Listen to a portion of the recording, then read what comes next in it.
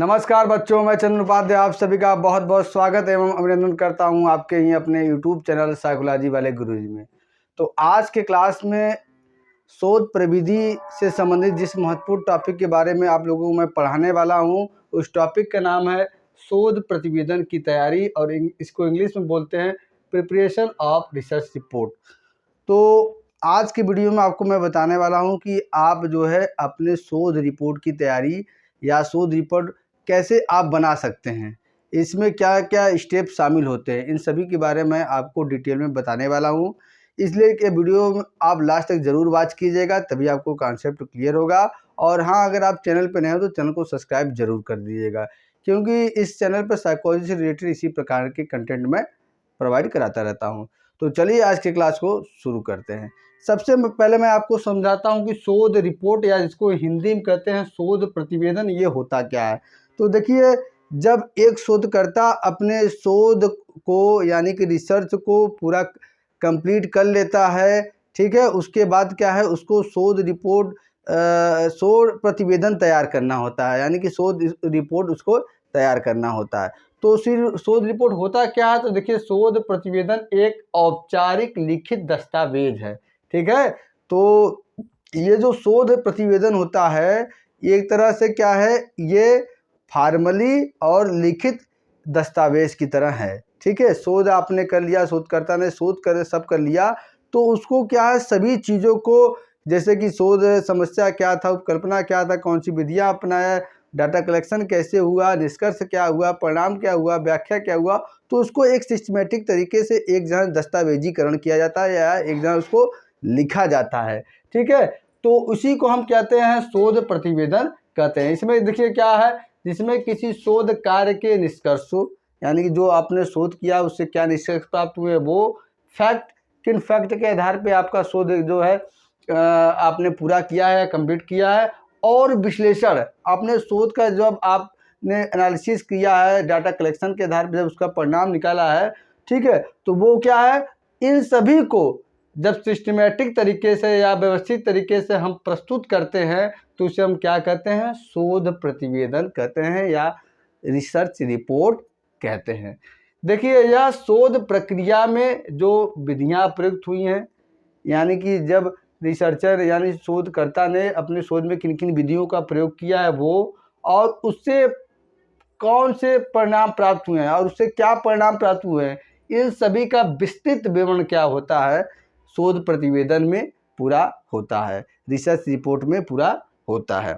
तो आइए जानते हैं कि शोध प्रतिवेदन रिपोर्ट की तैयारी के लिए हम किन किन चरणों का इस्तेमाल कर सकते हैं, ठीक है। जो रिसर्च में बताया गया है, साइकोलॉजी में बताया गया है कि यदि आप शोध रिपोर्ट बना रहे हैं या आप जो है शोध प्रतिवेदन बना रहे हैं, तो जो जो जो स्टेप आपको ध्यान में रखना है और एक क्रम से सभी को रखना है, उन चीज़ों के बारे में मैं बात करने वाला हूँ, ठीक है। तो एमए के विद्यार्थी अगर आप हैं, तो एमए में क्या है, आपको लास्ट सेमेस्टर में किसी भी हाल में लघु शोध यानी कि डिसर्टेशन करना होता है।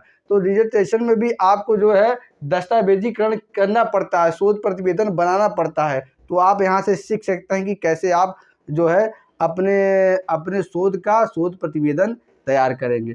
सबसे पहले आप क्या करेंगे, उद्देश्य की स्पष्टता, अंडरस्टैंड द ऑब्जेक्टिव। देखिए, आप जो भी शोध कर रहे हैं उसके उद्देश्य क्या है, उसके महत्व क्या है, इस बात को समझिए, और आपका शोध क्या है, आप किस दृष्टिकोण से बना रहे हैं, ठीक है, उसका संबंधित पक्ष क्या है, इस बात को भी गौर रखिए। इसलिए आपका उद्देश्य जो है हमेशा स्पष्ट होना चाहिए, उसमें कोई जो है गुंजाइश या संदेह कुछ नहीं होना चाहिए, एकदम क्लियर उद्देश्य आपका होना चाहिए।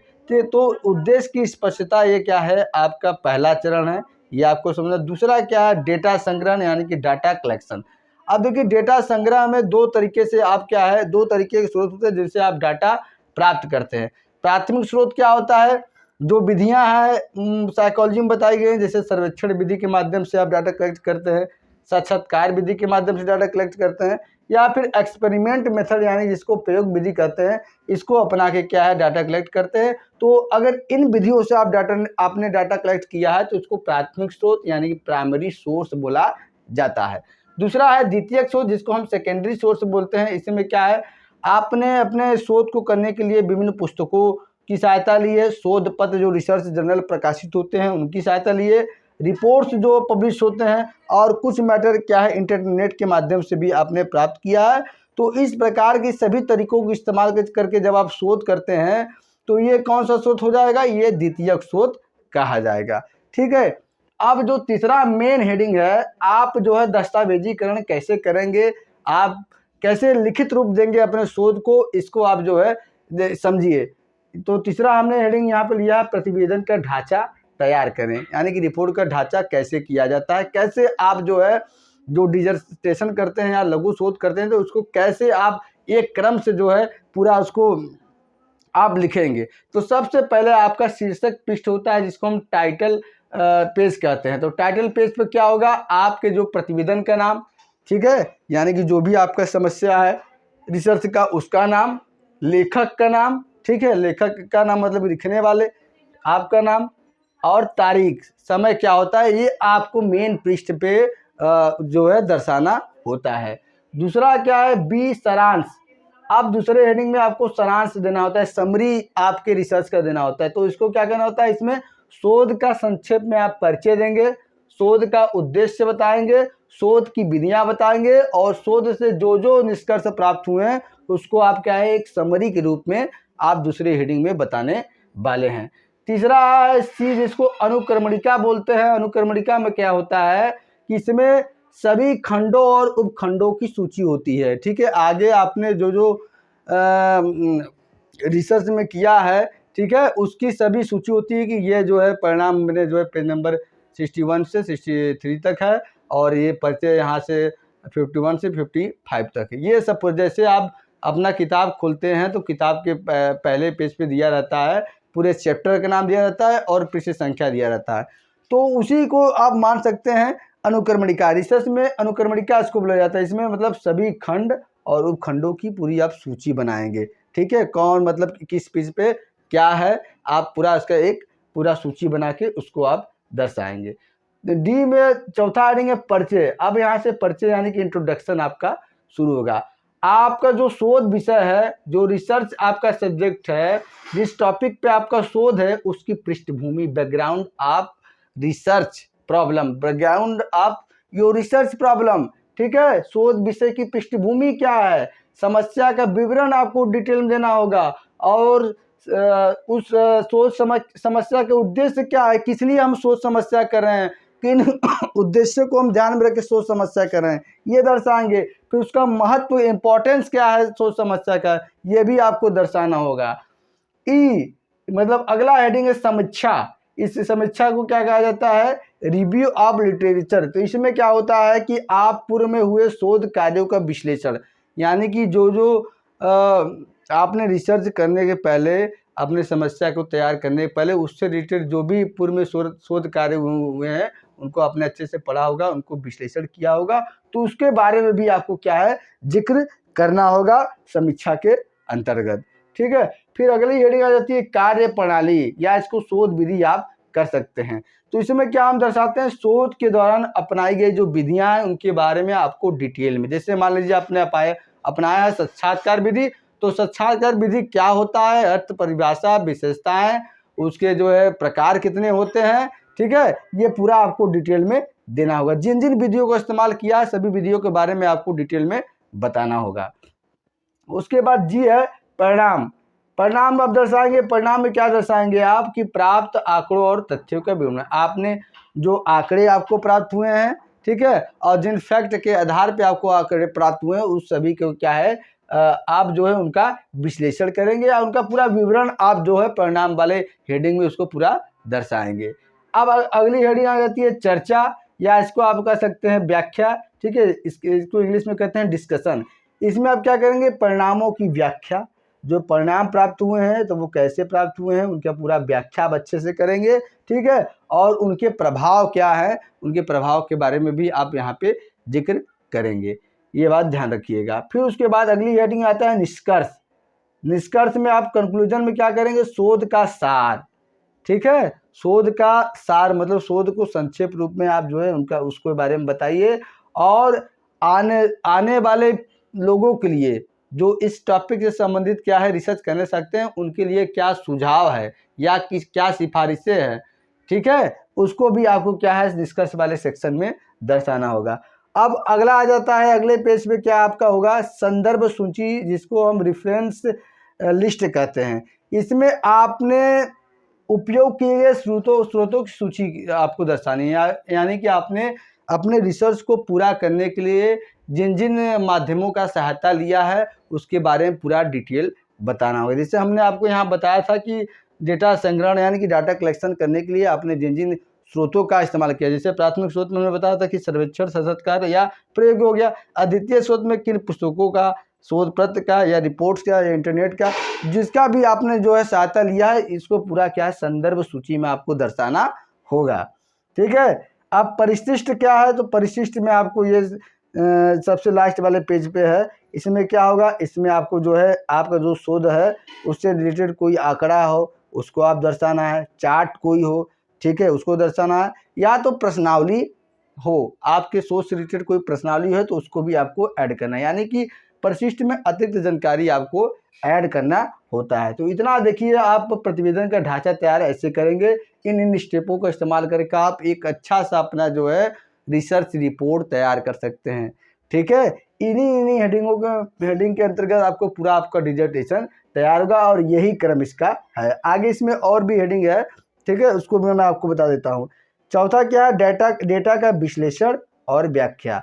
इसमें क्या आप करेंगे, आपका जो डेटा आपने जो प्राप्त किया है उससे संबंधित जो भी ग्राफ होगा, तालिका होगा या आरेख होगा, उसको क्या है आप जो है वहाँ पे लगाएंगे या उसको यहाँ अपने डिसर्टेशन में या रिसर्च रिपोर्ट में लगाएंगे, जिससे क्या है आपका प्रस्तुतिकरण और भी बेहतर होगा। ठीक है, और आगे भी हेडिंग है, आगे हम देखते हैं। अब पांचवें हेडिंग की तरफ हम अपने देखिए, पांचवा है जो हेडिंग है इसमें शोध प्रतिवेदन में, वो है भाषा और शैली को। हमें जब अपना रिसर्च प्रतिवेदन या रिसर्च रिपोर्ट तैयार करना चाहिए, या हम डिजर्टेशन या शोध ही हम तैयार कर रहे हो, तो उसमें भाषा और शैली का भी विशेष हमको ध्यान देना चाहिए। क्या भाषा में, सरल और औपचारिक भाषा का प्रयोग करें, मतलब भाषा आपकी सरल हो और क्या हो, ऐसे शब्दों का इस्तेमाल करें जो फॉर्मल हो, औपचारिक हो, जो मान्य हो। ठीक है, और दूसरी बात हमें ये भी रखना है कि उसमें जो भी जितने भी पॉइंट्स हैं सभी बिंदु स्पष्ट होना चाहिए और संक्षिप्त होना चाहिए। ठीक है, ये पांचवी हेडिंग है। छठवां है स्वरूप और डिजाइन। तो स्वरूप और डिजाइन में जिन बातों को हमको ध्यान देना है अपने रिसर्च रिपोर्ट को बनाते समय या अपने रिसर्च का जब हम दस्तावेजीकरण कर रहे हैं उस समय जिन बातों को ध्यान रखना है, वो जो हमारे लिखावट है उसकी फ्रंट, उसका आकार और जो भी अनुच्छेद हैं उनके बीच उचित अंतर हमें क्या है रखना चाहिए। इन बात का हम ध्यान रखेंगे तो हमारा जो रिसर्च रिपोर्ट है वो बेहतरीन ढंग से तैयार होगा। हमारे रिसर्च का जो दस्तावेजीकरण है, यानी कि इसको हम जो हार्ड कॉपी में कन्वर्ट करते हैं, सॉफ्ट कॉपी से हार्ड कॉपी में कन्वर्ट करते हैं, उसको एक जहाँ पूरा अच्छे से लिखते हैं, उसको हम क्या करते हैं दस्तावेजीकरण करते हैं। सातवां हेडिंग है हमारा संपादन और प्रूफ रीडिंग। संपादन और प्रूफ रीडिंग में क्या करता है, आपने जो अपना तैयार किया है, रिसर्च तैयार किया या लघु शोध तैयार किया है या जो है आपने रिसर्च रिपोर्ट तैयार किया है, उसको कई बार पढ़ें और उसमें जो भी गलती है उसको सुधारें। कौन सी गलती हो सकती है, बर्तनी, व्याकरण की गलती और भाषा की त्रुटियां जो है इसको आप जो है ठीक कर लीजिए। ये सभी जो ठीक कर देंगे तो आपका जो है रिसर्च जो है मतलब कि देखने में स्पष्ट होगा और उसको पढ़ने में भी जो है स्पष्ट होगा। आठवां जो इसमें हेडिंग है वो प्रतिक्रिया प्राप्त करें। अब आठवें स्टेप में जाते जाते आप क्या करेंगे, आपने जो रिसर्च तैयार कर लिया है, आपने रिसर्च रिपोर्ट तैयार कर लिया है, तो उसको क्या करेंगे आप जो है अपने सहकर्मियों को दिखाएंगे, अपने टीचर जिसके अंडर में है आप उनको दिखाएंगे और इस विषय में जो विशेषज्ञ हैं उनको दिखाएंगे और उनको दिखा के उनसे क्या है फीडबैक आप प्राप्त करिए। आप फीडबैक आपसे को जो मिला उसको क्या है फिर आप सुधारिए और सुधारने के बाद क्या करिए अंतिम प्रस्तुति। ठीक है, अंतिम प्रस्तुति मतलब क्या है कि अब आप क्या है आपको फाइनल सबमिट करना है आपका डिजर्टेशन। तो समय पे जो भी डेट हो जब आपका प्रैक्टिकल होता है तो उसमें आप डिजर्टेशन जमा कर दीजिए। डिजर्टेशन कैसे बनाया जाता है, ठीक है, अगर इसके बारे में आपको जानना हो तो मैं जो है डिजर्टेशन मैंने बनाया है, मैंने एमएड किया है MM भी बनाया है, MAD भी बनाया है। तो मैं आपको जो है पूरा उसका कवर सहित मैं जो एक-एक पन्ना जो है खोल के मैं आपको हेडिंग सहित दिखा सकता हूँ। अगर आपको वो वीडियो चाहिए तो आप कमेंट करिएगा, और यदि इस वीडियो पे 20 से ज़्यादा कमेंट आता है तो मैं जो है उस पे वीडियो मैं बना दूँगा। तो चलिए आज का क्लास यहीं तक। आशा करते हैं कि शोध प्रतिवेदन कैसे तैयार किया जाता है इसके बारे में आपको क्लियर जानकारी हो गई होगी। इसी तरह के वीडियो प्राप्त करने के लिए हमारे चैनल को प्लीज़ सब्सक्राइब ज़रूर कर लीजिएगा, क्योंकि उस चैनल पे साइकोलॉजी से रिलेटेड इसी प्रकार के कंटेंट मैं बहुत ही सरल भाषा में अपलोड करता रहता हूँ। और साथ ही साथ नोट्स अगर आपको प्राप्त करने हैं PDF नोट्स, तो मेरे टेलीग्राम चैनल पे जाइए, उसको ज्वाइन कीजिए, ठीक है? और वहाँ पे आपको PDF नोट्स मिल जाएगा, और टेलीग्राम चैनल का लिंक मेरे यूट्यूब प्रोफाइल में दिया हुआ है। तो चलिए आज की क्लास यहीं तक, मिलते हैं नेक्स्ट क्लास किसी नए टॉपिक के साथ। तब तक लिए आप सभी बच्चों का बहुत बहुत धन्यवाद। जय हिंद, जय भारत।